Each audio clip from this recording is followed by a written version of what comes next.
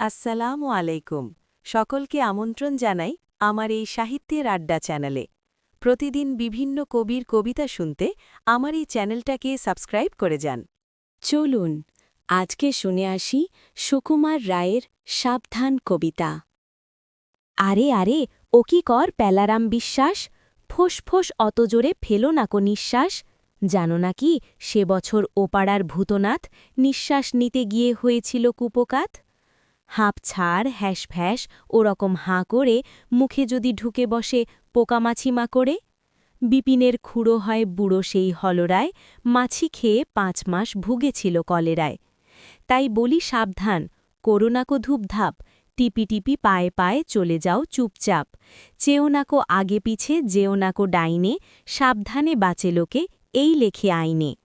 পড়েছ তো কথামালা, কে যেন সে কি করে পথে যেতে পড়ে গেল পাতকোর ভিতরে। ভালো কথা, আর যেন সকালে কি দুপুরে নেও নাকো কোনো দিন ঘোষেদের পুকুরে।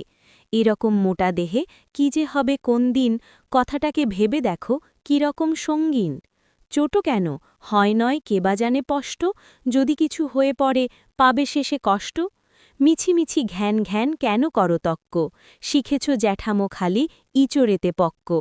মানবে না কোনো কথা চলাফেরা আহারে, একদিন টের পাবে ঠেলা কয় কাহারে।